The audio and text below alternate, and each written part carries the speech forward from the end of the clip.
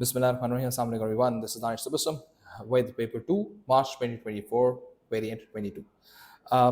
ये पेपर आप लोगों के साथ शेयर करने का रीज़न ये है कि रिसेंटली जो चेंजेस या अपडेट्स जो CIE लेकर आ रहा है पेपर के अंदर उनको डिस्कस करना है। और अब ये पेपर 2 जो है इसकी मेरे पास PDF फॉर्मेट नहीं था, बट मेरे पास इसका जो पेपर था वो इन क्या कह सकते हैं इन हार्ड कॉपी मेरे पास अवेलेबल था। So that is the reason Y शायद इसके अंदर जो टेक्स्ट है वो मैंने उसमें से लिखा है, तस्वीर खींच के उसकी चीज़ें थोड़ी सी इस्तेमाल की सो दैट आपको आपके पास ये चीज़ बन सके। ठीक है। सो एनी सो ये हमारे पास पेपर 2 है। पेपर 2 बेसिकली 2 डेटा रिस्पॉन्सेज पे बेस करता है, 60 मार्क्स का होता है और कॉन्टेक्स्ट गिवन होते हैं 2 डिफरेंट। और इन दोनों डिफरेंट कॉन्टेक्स्ट के अंदर आपको उनसे रिलेटेड ही आंसर्स करने पड़ते हैं। So, without any further ado, let's move on to the first thing, and this is our first data response जो Zoe Bags का है। अच्छा, अब अगर आप देखें तो इसके अंदर यहाँ पर एक नीचे ग्राफ बना हुआ आया है और this graph is for break even. आज तक कभी भी CIE पेपर 2 के अंदर AS के लिहाज से बिजनेस के अंदर कभी भी ग्राफ बना हुआ ब्रेक इवन का नहीं आया है। This is a new tradition. They basically can ask you to find out the values from the given graph. अब ये ग्राफ जो है ये ब्रेक इवन का भी आ सकता है, ये ग्राफ आपके पास बार और पाई चार्ट्स वगैरह का भी आ सकता है जो पिछले सालों में आए हुए लेकिन ब्रेक इवन कभी नहीं आया। So let's go ahead and let's see what this Zoe Bags has to offer. First of all, Zoe Bags is an online retailer that makes and sell a luxury handmade bags. ठीक है। The business was set up by three years ago as a partnership by Zoe and her brother Louis. ठीक है, and has grown each year. ये दो बहन भाइयों का आपस में बिजनेस है और इन दो बहन भाइयों ने आपस में मिलकर एक ऑनलाइन बिजनेस किया है और ये हैंडमेड बैग्स बनाते हैं, लग्जरी हैंडमेड बैग्स बनाते हैं। ठीक है। वर्ड लग्जरी का मतलब ये है कि नीश मार्केट में चले गए। ठीक है। और handmade basically is going to be a job production, it can not be a batch production.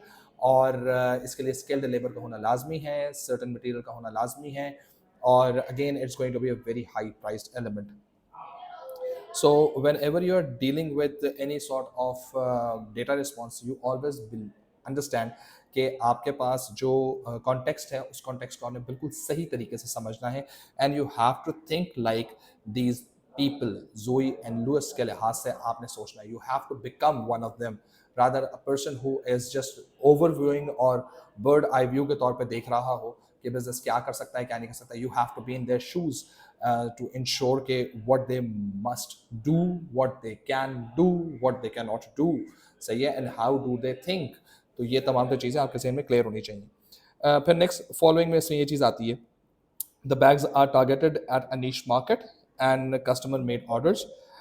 The business work closely with its main supplier of raw materials, ZB, operates in a just-in-time inventory management system. All bags have lead time of 5 days from when the customer submits the order.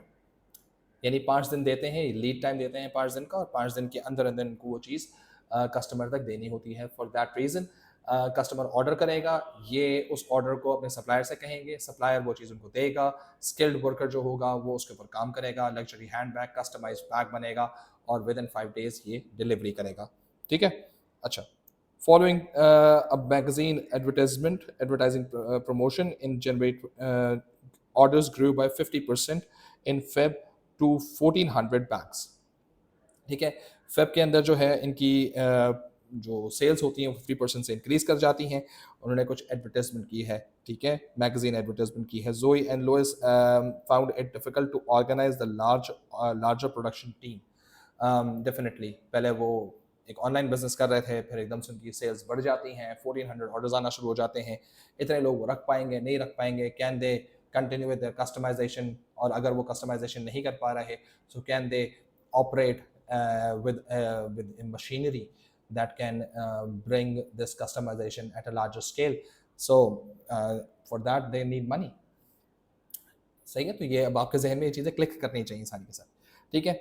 Next following में क्या चीज़ आती है जनाब, due to the increase in orders Joey and Louis want to focus on developing the business अब इनका जो concept है वो ये है कि वो बिजनेस को डेवलप करने का सोचेंगे। याद रखो, क्वालिटी के ऊपर से इनका माइंड हट चुका है और बिजनेस डेवलपमेंट की तरफ चला गया हुआ है, तो इनका माइंडसेट भी, पर्सपेक्टिव भी चेंज हो रहा है। They recruited 2 supervisors to manage the 15 production employees. सही है, अब 2 मैनेजर उन्होंने रख लिए हैं और 15 प्रोडक्शन एम्प्लॉइज के साथ उन्होंने काम करना है, और वो जो है देखेंगे इन लोगों को। The support to support the new supervisors, Lewis organized some of the job trainings. ठीक है, ऑफ द जॉब ट्रेनिंग करवा के सुपरवाइजर्स को समझाकर और उनको करवा दिया गया। What is of the job training? Of the job training में आप उन मैनेजर्स को या उन लोगों को कहीं और भेजते हैं, वो सीखते हैं और सीख कर काम आके यहाँ पे इम्प्लीमेंट करते हैं। मेरा ये ख्याल है कि of the job was not the right way, क्योंकि आपने ऑन द जॉब करवाना है इनको। सही है, क्योंकि आप कैसे काम करते हैं इट्स मोर इम्पॉर्टेंट कि दुनिया में कैसे काम होता है। तो हो सकता है वो कुछ ऐसी चीज़ें लेकर आएँ अपने साथ ऑफ द जॉब ट्रेनिंग लेने के बाद, वो सुपरवाइजर्स, जो शायद जोई बैग्स के लिए एप्लीकेबल या इम्प्लीमेंट करने में मसला करें। ठीक है, and that is the reason why this off the job training is one expensive, we can generate new innovative ideas. लेकिन इसमें ये चीज़ ज़हन में रखिएगा कि ये किसी चीज़ को, जाहिर सी बात है जब उन्होंने पढ़ा होगा कि दुनिया जहान में ये चीज़ हो सकती है, तो वो चीज़ यहाँ पर भी जाके ZB में भी इम्प्लीमेंट करना शुरू कर देंगे, और ZB जो है they may not be able to have sufficient resources to execute that implementation. ठीक है, all the production employees are currently paid salaries. सारे प्रोडक्शन के जितने लोग हैं सबको सैलरीज पे लेके जा रहे हैं। However ZB labour turnover has increase recently. Labour turnover क्या होता है? कंपनी से लोग छोड़ के जा रहे होते हैं। ठीक है, और one of the new supervisors has recommended that ZB should introduce performance related pay. Joey and Lois are currently considering this recommendation. ठीक है जी। और उसके बाद एक अदद ब्रेक इवन चार्ट आ गया। मैं break even chart next slide के ऊपर मैं आप लोगों के साथ कंप्लीटली थॉरली डिस्कस करूंगा। पहले वो सैलरी पे काम कर रहे हैं, अब जो न्यू सुपरवाइजर आया उसे परफॉर्मेंस रिलेटेड पेमेंट पे लेकर जाएं इन सबको। लोग छोड़ के जा रहे हैं, छोड़ के जाने के बहुत सारे रीजंस हो सकते हैं। हो सकता है शायद सुपरवाइजर्स का जो डीलिंग तरीका हो वो अच्छा ना हो सकता है शायद ZB का अपना डीलिंग तरीका सही ना हो सकता है वो अंडर पेड हो सैलरीज के अंदर, हो सकता है ओवर बर्डन हो सैलरीज के अंदर, हो सकता है वर्किंग कंडीशंस सही ना हो। सही है, so it's not one reason why they are leaving, there could be several other reasons, और हमें नहीं मालूम। ठीक है, so that is the reason why we have to be pretty open कि what really has happened at ZB कि ये चीज़ हुई है। सही है, फॉलोइंग टू दिस थिंग हमारे पास ये ब्रेक इवन चार्ट आ गया है, और इस ब्रेक इवन चार्ट को अगर आप देखो तो इसमें originally we have been given a dotted line. सही है, और वो डॉटेड लाइन जो हमारे पास गिवन है, उस डॉटेड लाइन के लिहाज से कैन आई नो सॉरी या ओके जी, so this is a dotted line. सही है, and this is a fixed cost. ठीक है, and then we have this particular thing, ये हमारे पास जो ये वाली लाइन जो आ रही है, this is our total cost. ठीक है, और ये जो लाइन हमारे पास आ रही है, this is our total revenue. ठीक है, तो ये हमें पूरी की पूरी चीज़ बना के उन्होंने दे दी। अब पॉइंट ये है कि ये अगर हम देखें तो ये ओरिजिनली पूरा का पूरा डेटा फेब का डेटा है। सही है, और फेब में अगर हमने डेटा रिस्पॉन्स को अगर आपने पहले से देखा हो तो they basically are producing 1400 units. सही है, मैं इसको थोड़ा सा पीछे रेफरेंस कर देता हूँ। ये देखिए, ये 1400 यूनिट्स ये बना रहे हैं। ठीक है, तो ये 1400 यूनिट्स बनाने का मतलब ये है कि ये फेब के अंदर 1400 यूनिट्स बना रहे हैं। So somehow some way they are over here. ये 1400 यूनिट्स का कॉन्सेप्ट यहाँ पर डिलीवर हो रहा है। सो if I just can go up and read, तो ये मेरे पास इसकी फिक्स कॉस्ट आ जाती है। ठीक है, if I go up further तो this is going to be the total cost. सही है, and then if I go further up this is going to be my total revenue. So if I say this is A and if I say this is B, तो इसका मतलब ये है कि I can read this A and B over here, और इनके दरमियान का जो गैप है, this gap is known as our profit। ठीक है, आपको बनाने को नहीं आया, ठीक है ना, आपको बना हुआ देंगे और उस बने हुए में आपसे पूछा जाएगा कि बताएं क्या खेलना है। ठीक है जी, और ये जो पॉइंट आया है, ये जो पॉइंट आया है जहां पर ये दोनों लाइंस वो हो रही हैं, ठीक है, this point is known as break even, सही है। और इस ब्रेक इवन को अगर मैं यहां पर रीड करूं तो I basically have this is my break even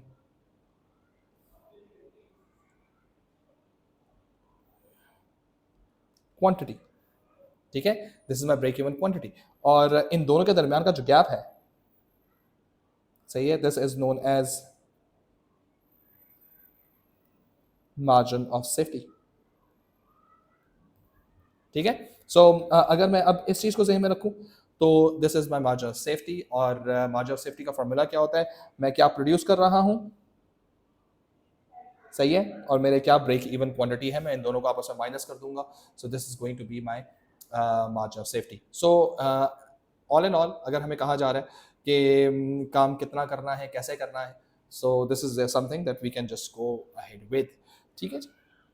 so this is basically it, let's go with the questions now, सही है। सो पहला क्वेश्चन जो हमारे पास, हमेशा याद रखना कि जो भी कोई क्वेश्चन पार्ट ए में आएगा, ये पार्ट ए वाले जो क्वेश्चन होते हैं, इसमें आपके पास चॉइस होती है कि आप केस से लिंक भी कर सकते हैं और केस से लिंक किए बगैर भी लिख सकते हैं, ठीक है। केस से लिंक कर लेंगे, सेफ साइड है, केस से बगैर लिंक लिखें, कोई मसले की बात नहीं है, बट इट इज़ एक्सेप्टेबल। लेकिन इसके बाद पार्ट बी आ जाए, सी आ जाए, डी आ जाए, आपके पास कोई चॉइस नहीं होती कि आप केस स्टडी से बाहर या केस स्टडी के अलावा दुनिया में किसी चीज़ के बारे में आप बात करें, ठीक है।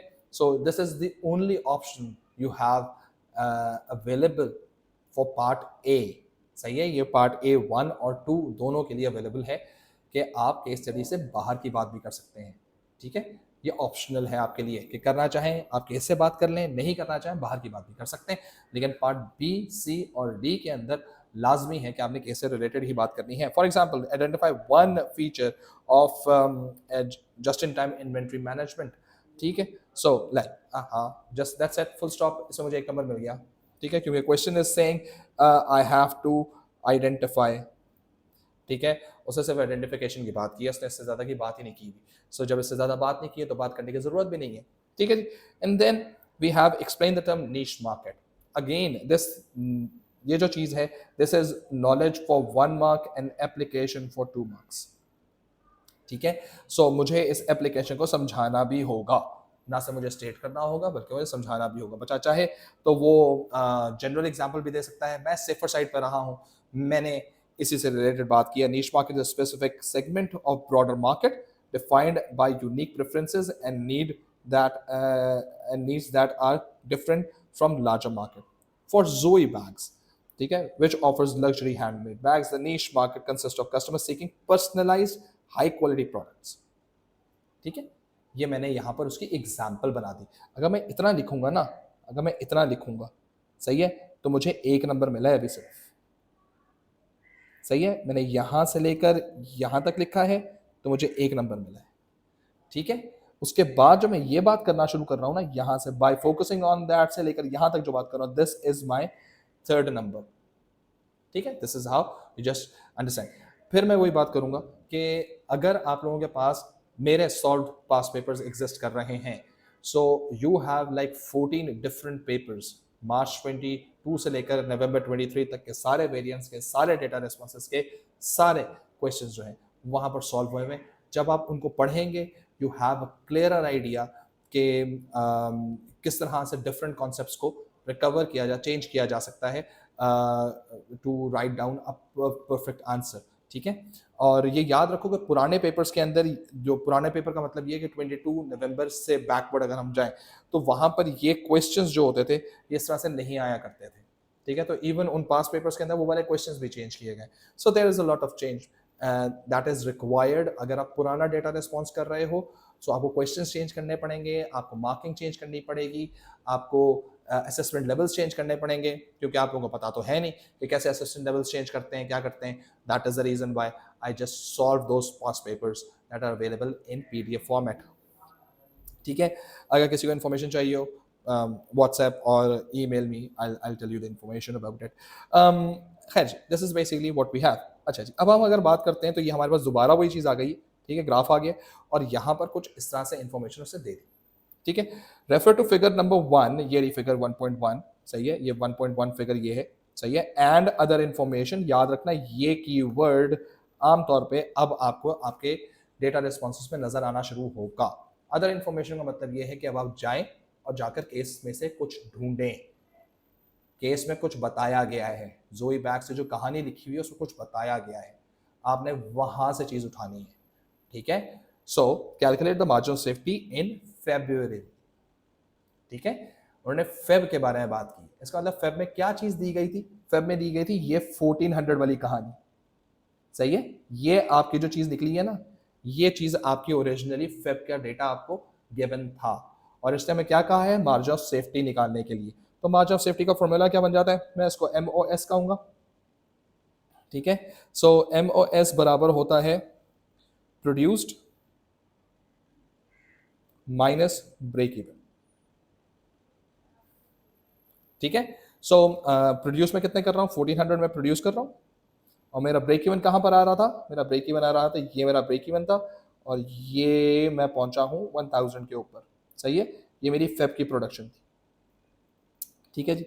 सो मेरे पास ये 1000 यहाँ पर आ गया, 400 यूनिट्स की मैंने बात कर ली। अब बच्चा एक कहता है 400 मैंने लिख दिया, क्या मुझे 3 नंबर मिल जाएंगे, नहीं, क्योंकि आपने इसके साथ यूनिट्स नहीं लिखे, ठीक है। तो आपने अब इसके साथ क्या बना रहा है, ये लग्जरी बैग्स बना रहा है, ठीक है।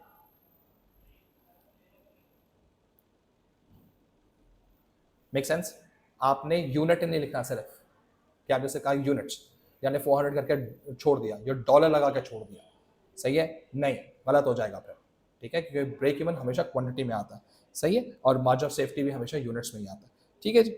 अच्छा, देन विल सी के एक्सप्लेन वन वे, ठीक है। Zoe and Lois can break even, can use break even analysis. So yeah, there it is. Break-even analysis, they can use break-even analysis to determine the minimum order of bags they need to sell to cover their cost, informing their pricing strategy.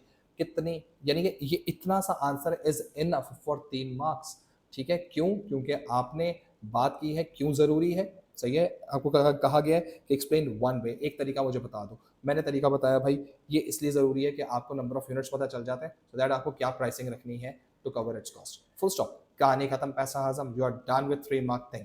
आप इसको लंबा करेंगे, you may be able to score even 3 marks, but you have wasted some जरूरी तरीन time which you can already can invest in writing a better 8 mark और 12 mark. ये याद रखना, पेपर 2 के अंदर जो असल लड़ाई है आपकी वो अगेंस्ट द टाइम है, सही है। You have been given 2 data responses, और दोनों डेटा रिस्पॉन्सेज के अंदर आपके पास 45 मिनट्स होते हैं, सही है, जिसमें आपको डेटा रिस्पॉन्स पढ़ना भी है और अटेम्प्ट भी करना है। So make sure you should spend good time, like 5 minutes, maximum of 5 minutes in reading the data response, understanding the and getting the feel of the data response, and then try to write part A and part B in given time. like 2 mark का question है तो उसको 2 minute में हो जाना चाहिए, 1 mark का question है तो उसको 1 मिनट में हो जाना चाहिए, 3 मार्क का क्वेश्चन है तो उसको 3 मिनट में हो जाना चाहिए, and try to save as much time from there. और फिर ये याद रखो, जो सी और डी पार्ट होता है, और सी और डी पार्ट के अंदर you are required to use for 8 marks, you have 12 minutes, and for 12 marks you have 18 minutes, सही है।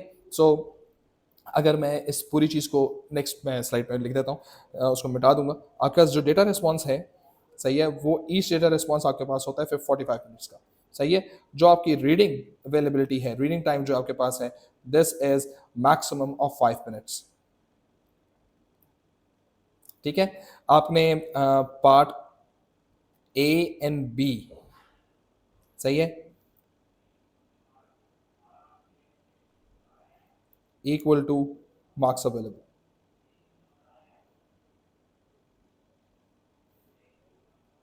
ठीक है। दैट इज, अगर 1 मार्क का क्वेश्चन है तो उसको 1 मिनट में हो जाना चाहिए, सही है। अगर 3 मार्क का क्वेश्चन है तो उसको 3 मिनट में हो जाना चाहिए, ठीक है। सो आपके पास पार्ट ए और पार्ट बी मिलाकर आपका टोटल 10 मार्क्स बनते हैं, ठीक है। 10 मार्क्स का मतलब है हमें 10 मिनट में इसको कंप्लीट करना है। अर्लियर कर लेंगे बहुत अच्छी बात है, ठीक है। लेकिन पार्ट सी के लिए सही है, आपके पास for 8 marks you have 12 minutes, यानी 1.5 का मल्टीपल हो जाएगा। एंड पार्ट डी के लिए आपके पास 12 मार्क्स का है, तो आपके पास टोटल 18 मिनट्स आपके पास अवेलेबल होंगे। अब आए इन सबको हम ऐड बैक कर लेते हैं, ये ख्याल रखते हुए कि ये टोटल आपके पास है 10 मिनट, क्योंकि 10 मार्क्स है ना। अब देख लेते हैं, ये हो गया आपका 30 मिनट्स, ये हो गया आपका 10 मिनट्स, ये हो गया आपका 5 मिनट्स। सो अगर मैं इन सबको ऐड बैक करता हूं,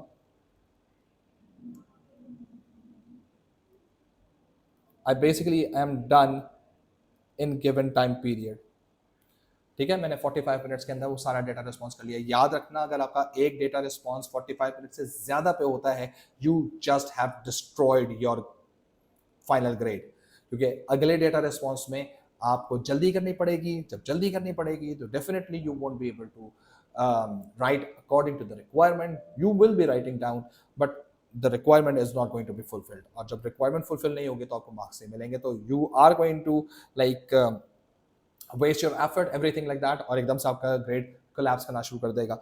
इट्स बीन ऑब्जर्व्ड कि जो पहला डेटा रिस्पॉन्स होता है जो कि 30 मार्क्स का होता है, ठीक है, उसमें आमतौर पर बच्चे जो हैं वो स्कोर कर रहे होते हैं तकरीबन 25 से 26, सही है, ये स्कोर कर रहे होते हैं।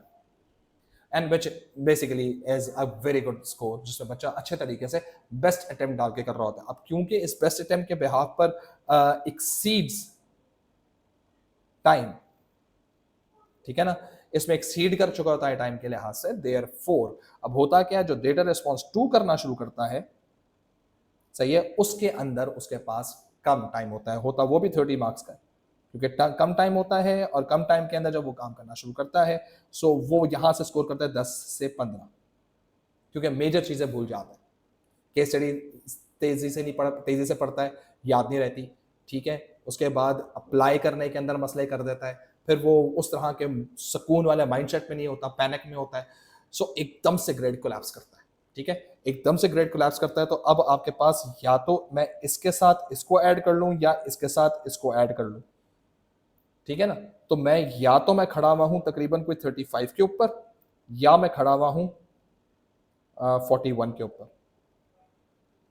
याद रखें 44 के ऊपर ए ग्रेड होता है। अच्छा भला आपने ए ग्रेड मार दिया अपना, ठीक है। सो मेक श्योर कि आपका टाइम जब आप अपने को ड्रिल करो, अच्छा इस ड्रिल से फायदा क्या होता है, what should be write, what should not be written वाली कहानी। आपको या तो आपने सारा साल बेतहाशा मेहनत की और आपके टीचर ने आपको बिल्कुल टाइमर के तौर पे काम करवा के किया हुआ, फिर तो आप फाइन ट्यून्ड होंगे इस वक्त, ठीक है। लेकिन अगर आप नहीं हैं, so there is one way, या तो अपने आप को आप टाइम करना शुरू कर दें, ठीक है, और do as many data responses as you can. और ये याद रखें, पहले दफ़ा अटेम्प्ट के अंदर कभी भी आप इसको टाइम वेस्ट नहीं कर पाएंगे, ठीक है।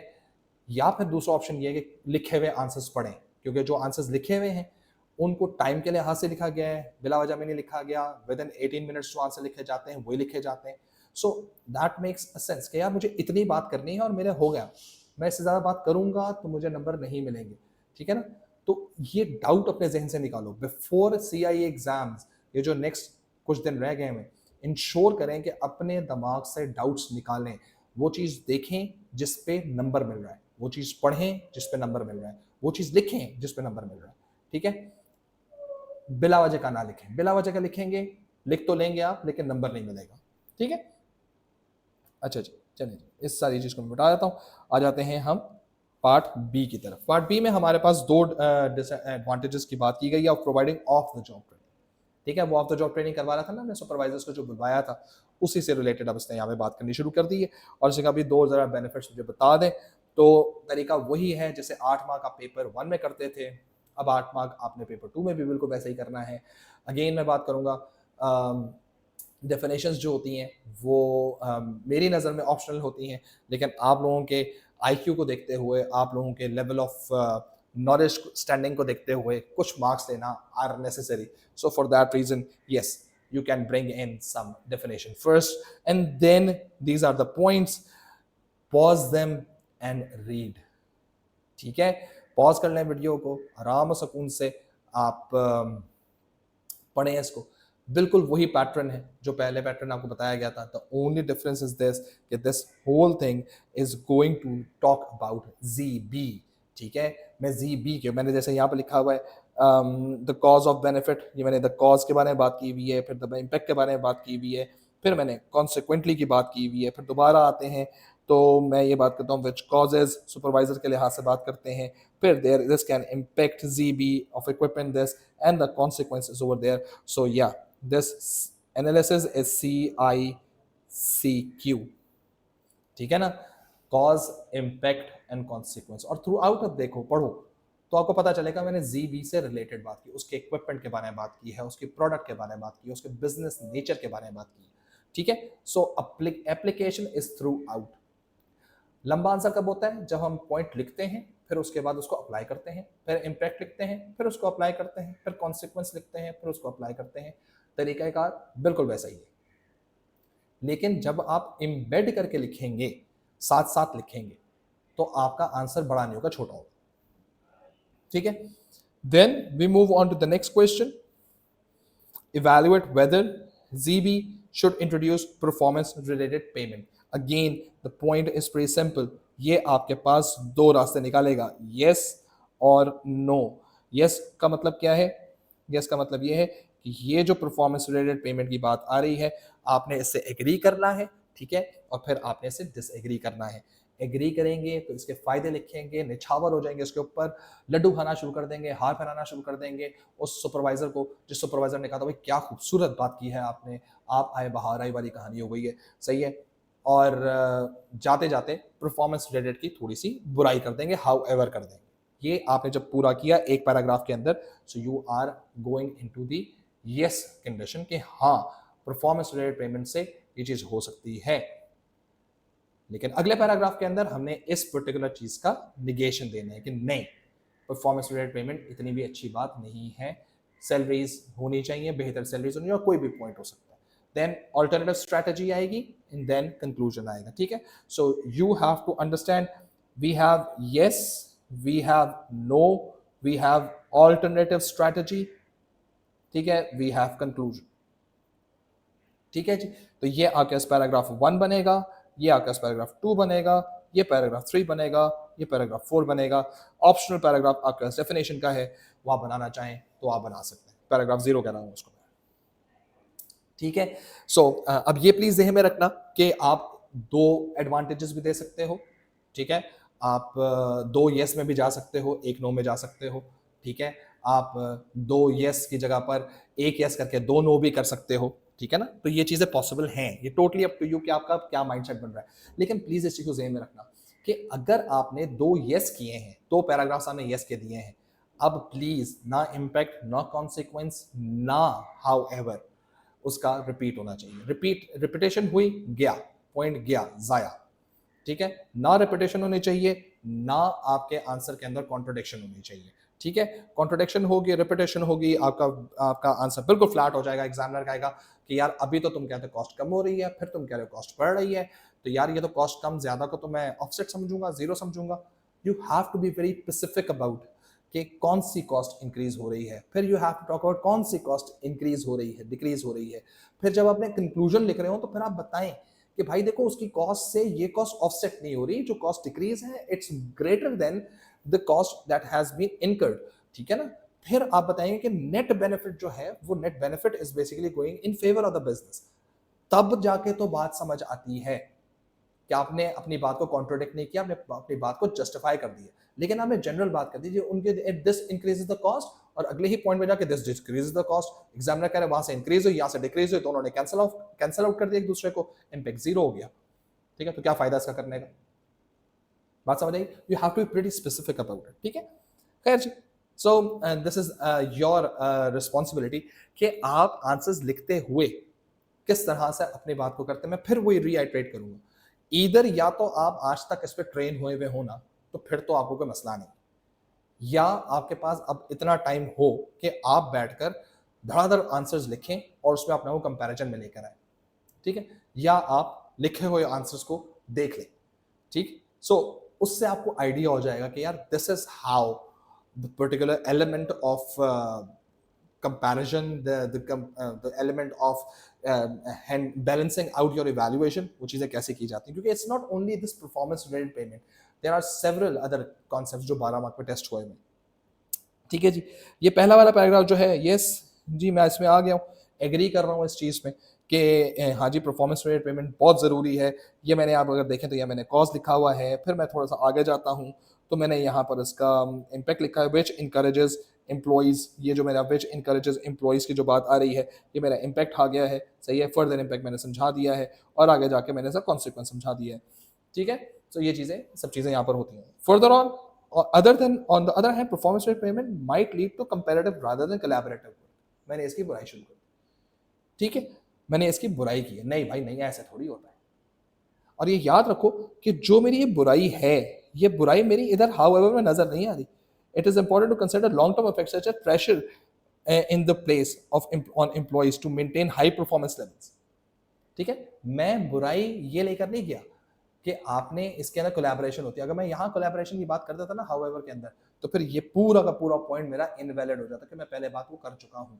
तो मैं जानबूझकर उसका मैंने हाउएवर कुछ और डेवलप किया है। और देखो यहाँ पर जब मैं इसका कर रहा था तो मैंने यहाँ पर भी इसका इम्पैक्ट लिखा है, इसके साथ मैंने इसका कॉन्सिक्वेंस लिखा है, क्योंकि पूरा नेगेटिव साइड पे जा रहा है, might lead to comparative then, सही है। ये देखो ये मेरा टोटल नेगेटिव साइड है, ठीक है। अच्छा आप कहोगे कंपैरेटिव तो अच्छी बात होती है, नहीं भाई, कंपनी में मिलकर काम करते हैं, सही है ना, नीचे दिखाने के लिए थोड़ी काम करते हैं किसी को, ठीक। तो मैंने यहां पर क्या लिखा है, देयरफॉर की। जब पॉइंट मेरा पूरा पॉजिटिव जा रहा होगा, कॉन्सिक्वेंस पॉजिटिव आ रहा होगा, तो मैं वहां पर करूंगा हाउएवर। जब कॉन्सिक्वेंस मेरा नेगेटिव जा रहा होगा तो मैं उसको सॉल्व करने की कोशिश करूंगा। Once this is all done, तो ये मैं बेसिकली यहाँ के नो पे चला गया, ठीक है। फिर मैंने कहा कि काम करते हैं, कुछ ऑल्टरनेटिव स्ट्रैटेजी भी दे देता है, जरूरी नहीं कि सिर्फ आप पेमेंट सिस्टम्स को ही चेंज करें, ठीक है। सो मैंने कहा कि an alternative strategy could be to implement team based incentives that reward collective performance, सही है। मैंने कहा यार एक काम करते हैं, कलेक्टिवली बात करते हैं ना, सबको मिलकर काम करना चाहिए, सबको मिलकर जो है आगे ग्रो करना चाहिए। And that is the reason why यहाँ पर उस चीज को लिखा गया। एंड देन कंक्लूजन, सही है। While performance related payment can drive individual efficiency and productivity, ZB should carefully weigh the potential adverse effects of team dynamics on quality product quality, सही है। टीम डायनामिक्स को और क्वालिटी प्रोडक्ट के दरमियान एक balance develop करना चाहिए। Introducing team based incentives might serve as a balance approach, ठीक है ना। मैंने अपनी ऑल्टरनेटिव स्ट्रैटेजी की तरह ले गया, दोनों चीजें लेके चलो, ठीक है जी। तो preserving ZB's culture of collaboration while still promoting high performance. Ultimately, any decision on pay structure must align with ZB's strategic objective. Long term में वो क्या चीज सोच रहे हैं, उन्होंने बिजनेस डेवलप करना है, ठीक है। तो बिजनेस डेवलपमेंट का जो कॉन्सेप्ट था लिखा हुआ भी था डेटा रिस्पॉन्स के अंदर कि वो बिजनेस डेवलप करना चाह रहा था, ठीक है। And the values that are defined its brand in luxury handmade bag market, ठीक है। सो देखो बात असल में जब आप कर रहे हैं तो you are talking about the particular case. Answer पढ़ के पता चलना चाहिए कि बिजनेस क्या है, ठीक है ना। ये नहीं है कि आंसर ही पढ़ लिया, सब कुछ पढ़ लिया, समझ ही नहीं आया कि ये लिखा किसके लिए। इतना माशाल्लाह जेनेरिक आंसर्स होते हैं आप लोगों के कि दुनिया के हर बिजनेस पे अप्लाई हो जाते हैं एक्सेप्ट जो आपको पूछा जा रहा होता है। This is basically our data response 1, ठीक है जी। Let's go with data response 2 ML computers. एक हैंडबैग की तरफ चला गया, हैंडबैग्स की तरफ चला गया, दूसरा कंप्यूटर्स की तरफ आ गया। Let's see what this case study has to offer. MLC is a successful private limited company that has been trading for 20 years in country K, ठीक है, 20 साल से काम कर रही है, नई कंपनी नहीं है, पहली बात है। The company makes a range of laptops, laptop computers. It is market leader in a highly competitive market, सही है। मार्केट लीडर है, रहना मुश्किल है क्योंकि हाईली कंपेरेटिव है, अभी तक तो है। अगर गलती कर दी तो डेफिनेटली काफ़ी मसले हो सकते हैं, ठीक है। नंबर 2 चीज़ ये, MLC is developing a new touch screen computer that will use latest technology. Initially, secondary research was carried out followed by a primary market research. पहले secondary research देखी गई है market में क्या चीज़ चल रही है, and then they basically over on that basically they try to set their own they basically make their available secondary research data, सही है, results in their favor by conducting their primary research. The market research data suggested a high potential demand for new touch screen computers.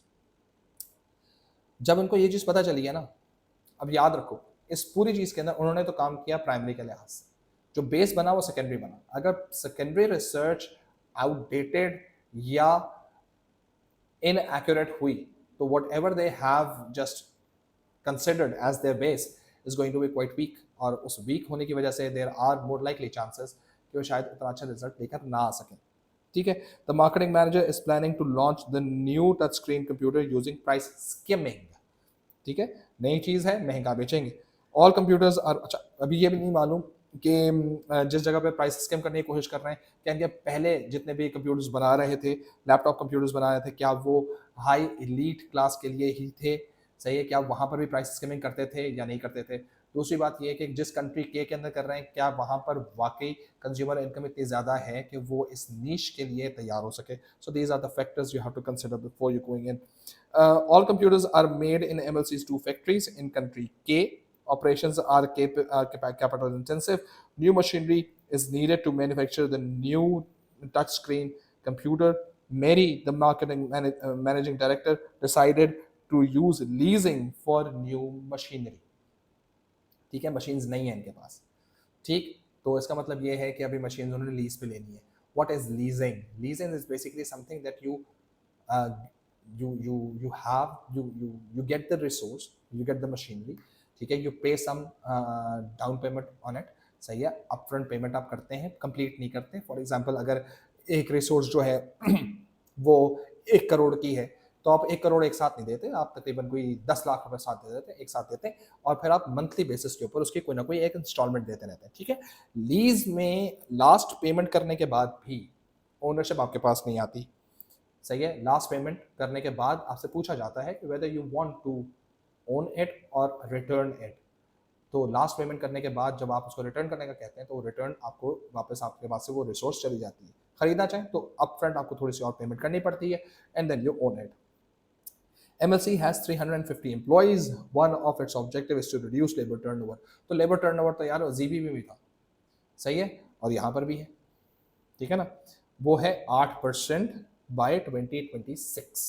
ठीक है, one of its objective is to reduce labor turnover by 8% by 2026. The labor turnover rate vary across 2 factories. दोनों में करता है, सही है. और the labor turnover in factory A is currently 14%, and table number 2.1 जो नीचे दिया गया है shows employees of country factory B. ठीक है जी.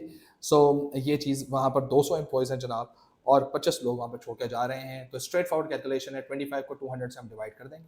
ठीक है, हम 350 से डिवाइड नहीं करेंगे, हम 200 से डिवाइड करेंगे क्योंकि हमें फैक्ट्री बी का निकालना है. ठीक है, बच्चा आमतौर पर गलती क्या करेगा, 25 छोड़ रहे हैं, 350 से डिवाइड करें. 350 कहाँ से आया, वो यहाँ से आ रहा है, विच इज़ नॉट राइट. हमें क्या लेना है, हमें ओरिजिनली जहाँ पर है और उसी का इनको आपस में एक दूसरे से डिवाइड कर देंगे तो 4 आंसर आ जाएगा.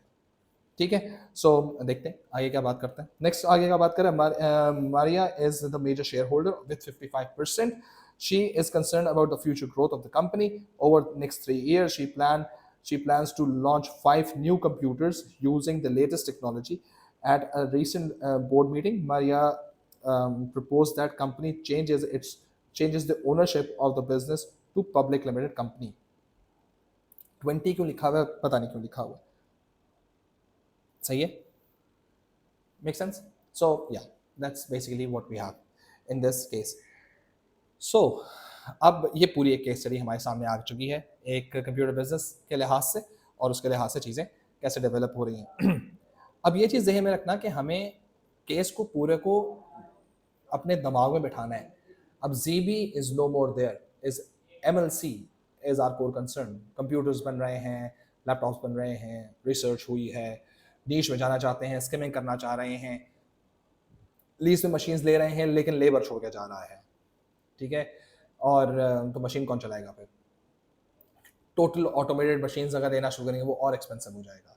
अगर इनका इस पर्टिकुलर सिचुएशन में इनका ये टच स्क्रीन बस जो कंप्यूटर है वो सक्सेसफुल नहीं होता, तो डेफिनेटली ये पब्लिक लिमिटेड कंपनी भी बनना चाह रहे हैं, तो they need to have a lot of success stories so that they can convince their shareholders कि हम पब्लिक लिमिटेड कंपनी जाएंगे तो people are going to buy our product. तो इस तरह की कोई मसला होना नहीं चाहिए इस वक्त कि इनका टच स्क्रीन या इनके एग्जिस्टिंग लैपटॉप्स कंप्यूटर्स वगैरह जो ये बेच रहे हैं उनकी सेल्स गिर जाए, कोई गलत मार्केट में इंफॉर्मेशन चली जाए, कोई गलत रेपुटेशन मार्केट में चली जाए लेबर टर्नओवर के हाई होने की वजह से या कुछ अनएथिकल एक्ट्स की वजह से, which is why labour turnover की रिडक्शन या उसको ओवरकम करना is one of their prime concerns, क्योंकि पब्लिक लिमिटेड कंपनी जब जाने वाले हैं उससे पहले कोई कंट्रोवर्सीज आपके पास नहीं होनी चाहिए। ठीक है, सो having said this, let's move on with the questions. And first question is again, identify one secondary market research source and explain the term leasing. ठीक है, लीजिंग जिसमें वो मशीन ले रहे थे। So you just can say या इतना लंबा सा डब्बा और इतना छोटा सा answer, pass sales data and you get the mark. ठीक है, आपको मार्क्स मिल जाएंगे क्योंकि आपको सिर्फ आइडेंटिफाई कहा गया, एक कहा गया, अब लंबी करने से कुछ नहीं जाता। इस पे भी उतने नंबर मिलेंगे जितना आप 6 पेजेस का पेज आंसर लिख दो। ठीक है, and then this is your क्या कहना चाहिए, लीजिंग। सही है, leasing is a financial arrangement where a company like ML computers pay to use equipment और property owned by another entity for a specific period of time without purchasing it. ठीक है जी, this approach allows MLC access the latest manufacturing technology with lower upfront cost, जो मैंने down payment की बात की है, supporting the capacity to innovate while managing their cash flows efficiently. ठीक है, इतनी बात मैंने कर दी है, 3 नंबर मिल गए हैं, हैप्पी ग्रैपी। अब आगे चलते हैं नेक्स्ट क्वेश्चन की तरफ। ठीक है जी, next question refer to table 2.1 and other information. मैंने पहले ही कहा है, ठीक है, ये अदर इंफॉर्मेशन वाली कहानी याद रखनी है क्योंकि अदर इंफॉर्मेशन में फैक्ट्री बी में हमारे पास कुछ लोग छोड़ के जा रहे थे। सही है, और फैक्ट्री बी में कुछ लोग छोड़ के जा रहे थे, प्लस कुछ फैक्ट्री की परसेंटेजेस भी गिवन थी। ठीक है ना, तो उसने कहा क्या, calculate the difference in the labour turnover between factory A and factory B. तो फैक्ट्री बी का कितना आंसर आया था, 25। सही है, तो हमें पहले तो फैक्ट्री बी के लिए लेबर टर्नओवर निकालना पड़ेगा। सो लेबर टर्नओवर वो हमारे पास कितने लोग छोड़ के जा रहे थे, बस 25 लोग छोड़ के जा रहे थे। टोटल कितने लोग थे, 200 लोग थे, इंटू 100 किया, ये हमारे पास 4% आ गया। ठीक है, अच्छा अब ये 4% तो आ गया, लेकिन क्या ये आंसर है? नहीं, हमें तो डिफरेंस निकालना है। किसका डिफरेंस निकालना है? ठीक है, factory A and factory B का। तो फैक्ट्री ए में कितनी परसेंट थी? पीछे नहीं जाएंगे हम, सही है, पीछे नहीं जाएंगे, अब सोचेंगे कि कितने परसेंट थी। ठीक है, वहां थी 14%। ठीक है, लेट्स गो बैक एंड सी कि वेदर आई एम राइट और रॉन्ग, हो सकता है गलत हो। देखें, टाटा, इट्स 14%। सही है, याद रहना चाहिए। ठीक है ना, फैक्ट्री ए के अंदर करंटली जो है 14% है, और अब हम फैक्ट्री बी की तरफ पहुंचे हुए हैं, और फैक्ट्री बी में हमारे पास ये labour turnover of factory B है, तो मुझे डिफरेंस निकालना है। सही है,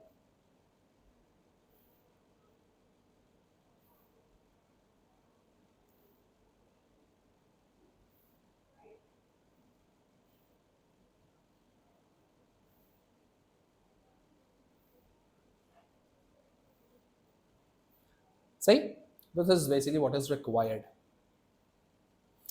दूसरा पार्ट देख लेते हैं जनाब, explain one advantage of MLC of low labour turnover. Advantage बता दें लो लेबर टर्नओवर, तो ये आपके नीचे लेबर टर्नओवर के बारे में आंसर लिखा हुआ है।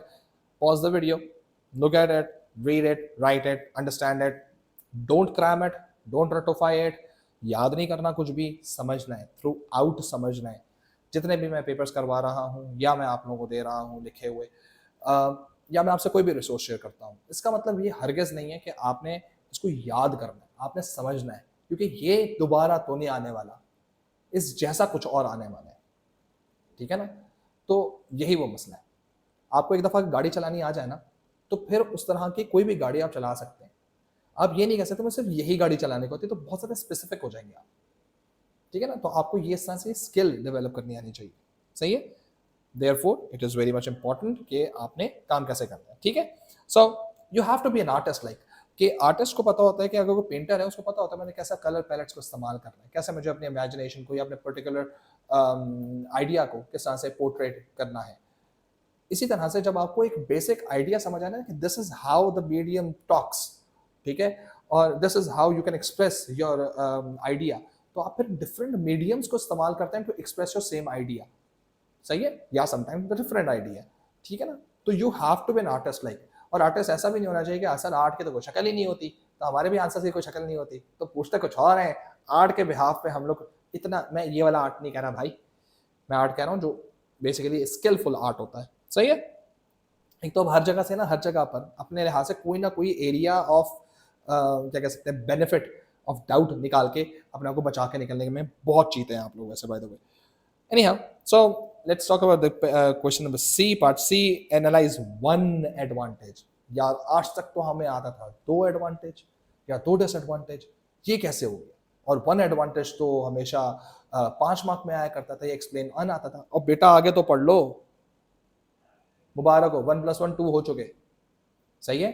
इसने यहाँ पर पहले से ही कह दिया है कि आप मुझे एक एडवांटेज दें, एक से ज़्यादा ना दें, ठीक है, आप मुझे एक डिसएडवांटेज दें, एक से ज़्यादा ना दें, ठीक है। किसका? Using price skimming to launch new touch screen computers, ठीक है। So new touch screen computers के लिहाज से अब आपको प्राइस स्किमिंग का इस्तेमाल करना है। प्राइस स्किमिंग का कॉन्सेप्ट ये है कि आपने प्राइसेस को थोड़ा सा ऊपर रखना होता है, ठीक है जी। Setting initial high prices for a new product, typically when it features new technology and there is little competition, with the intention of lower the price gradually, सही है। ये मेरा पर्सनल ओपिनियन, स्किमिंग कंपनीज रखती नहीं है, सही है। वो बेसिकली ज़्यादातर जो है फॉर अ टाइम बिंग रखती हैं, और टाइम बिंग रखने के बाद आहिस्ता आहिस्ता उसको रिड्यूस कर देती हैं, ठीक है ना। जैसे पेप्सी डालते हो ना ग्लास के अंदर, पेप्सी का नाम नहीं लेना, सही, पेप्सी तो बैंड है, सॉरी, कोला नेक्स्ट, सही, कोला नेक्स्ट डालते हैं, और जैसे करके थोड़ा सा उसके अंदर थोड़ा सा पहले गैस ऊपर भरती है, फिर आहिस्ता आहिस्ता वो नीचे आना शुरू होती है, वो स्किम हो चुकी होती है, फिर आहिस्ता आहिस्ता नीचे आती है, ठीक है। स्किम्ड मिल्क भी ऐसे ही बनता है वैसे, बाय द वे, ठीक है। anyhow, so एक एडवांटेज के लिहाज से हमने बात कर ली है, उसमें अगर आप देखो तो उसके अंदर यहाँ पर मैंने because early adopters have less price sensitive people, सही है, ये मैंने कॉज इसका लिख दिया, ये मैंने उसका इम्पैक्ट लिख दिया, ये मैंने उसका कॉन्सिक्वेंस लिख दिया। I am done with my analysis for एक advantage, and then I went into the disadvantage thing as well. Again pause the video, read it, understand it and execute it. Then चले इसको ऐसे ही चला लेते हैं। अब हमारे पास दूसरा क्वेश्चन आया पार्ट डी, और उसने ये कहा कि evaluate whether MLC should change from private limited to public limited, सही है। ये वेदर का कीवर्ड फिर आ गया, ठीक है ना। तो इसका मतलब ये कि हमें कहाँ जाना पड़ेगा, यस भी करो और फिर नो भी करो। और फॉर्मूला क्या होता है हमारा, एक पैराग्राफ बनता है यस का, यार आप तो फौरन आ जाते बीच में, एक सेकेंड, ओके। सो अब आप आ जाते हैं इन टर्म्स ऑफ, पहले आपके पास बन जाता है पैराग्राफ यस का, फिर बन जाता है नो का, फिर बन जाता है ऑल्टरनेटिव स्ट्रेटेजी का, सही है, और फिर बन जाता है कंक्लूजन का, सही है। और एक पैराग्राफ आपके पास चॉइस होती है कि आपने डेफिनेशन डालनी नहीं डालनी, डाल दीजिएगा, सही है। तो ये हमारे पास 5 पैराग्राफ्स की एक एक चेन बन जाती है, ठीक है जी। सो मैंने पहले कहा कि भाई मैं प्राइवेट को भी समझा दूं, मैं पब्लिक को भी समझा दूं, तो मैंने प्राइवेट पब्लिक के साथ दोनों को समझा दिया, ठीक है। दूसरा, अब चेंज करने से क्या होगा, ये मैं यस की तरफ गया हुआ हूं, ये मैं नो की तरफ गया हुआ हूं, ये मैंने ऑल्टरनेटिव स्ट्रेटेजी लिखी हुई है, और ये मैंने कंक्लूजन लिखा हुआ है, ठीक है। अगर आप नो देखो तो नो का मतलब ये कि नहीं, इनको ओरिजिनली पब्लिक लिमिटेड पे करने की जरूरत नहीं है, ठीक है ना। मीनिंग मैं फॉरन से पैसे लेकर आऊंगा, यार पैसे और भी तो किसी और तरह से निकाले जा सकते हैं, तो मैंने डायरेक्टली वहां पर ये की है, maintaining private status, preserve control and culture, the impact is potentially slower but more sustainable growth, ठीक है। हाउएवर इट मोर स्लोअर, ये आकर पोटेंशियली स्लोअर, ये बन गया मेरा इम्पैक्ट, और मोर सस्टेनेबल मेरे पास बन गया कॉन्सिक्वेंस, ठीक है। और ये जो है आपके पास ये इम्पैक्ट आ गया पूरा का पूरा, एंड दिस कॉन्सिक्वेंस, ठीक है जी। So however it limits rapid expansion due to restriction on capital raising, again slow होगा, कैपिटल रिस्ट्रिक्शन होगी, एक सर्टन अमाउंट से ज्यादा आप रेज नहीं कर सकते, लेकिन सस्टेनेबल मॉडल है आपके पास। दूसरी चीज, seeking private equity is an alternative that balances growth with control. आप अपना नहीं करें, आप प्राइवेट इक्विटी, आप पार्टनर्स इंट्रोड्यूस करवाएं। सही है, प्राइवेट लिमिटेड के अंदर नए लोग इंट्रोड्यूस करवाएं जो इक्विटी लेकर आए, तो उससे पैसे भी आएंगे, आपका शेयर भी इंक्रीज, आपका शेयर जो होगा, आपके बिजनेस की जो पैसे होंगे उससे बिजनेस भी बढ़ेगा, तो नेट शेयर वैल्यू जो होगी वो ही बढ़ेगी आप लोगों की। ठीक है, the impact offers capital growth without public accountability, maintaining the company ethos. सही है, पब्लिक लिमिटेड में सबसे ज्यादा इशू जो होता है वो आपकी अकाउंटेबिलिटी का होता है। ठीक है, कोई गलत इंफॉर्मेशन ना चली जाए मार्केट के अंदर, सारी के सारी शेयर प्राइस की ऐसी की तैसी हो जाएगी। ठीक है, एंड देन कंक्लूजन के अंदर मैंने क्या बात की, while going public offers significant capital growth, ML must consider the implication of culture and control. ठीक है, a business approach that aligns with company's long term strategy and stakeholders value, ठीक है, not shareholder value, stakeholder value, ठीक है, could be most prudent path towards. सही है, या forwards. So this is how you just can ensure कि whenever you are writing down anything, it must make sense। ठीक है ना, और यही चीज ध्यान में रखो कि आपको, अच्छा ये आंसर लंबा क्यों नहीं हो, ये पेपर 1 की तरह का लंबा आंसर क्यों नहीं हुआ भाई, टाइम में लिखना है, नंबर भी लेना है, टाइम पे भी करना है। सही है, सो पेपर 1 में शायद you have more like time available, might you go into little bit more detail, यहाँ पर टू द पॉइंट करके खत्म करो और आंसर लेकर आओ। ठीक है, रिजल्ट्स लेकर। So this is we have this is our paper 2 of March 2024। Thank you very much, stay blessed, अस्सलाम वालेकुम।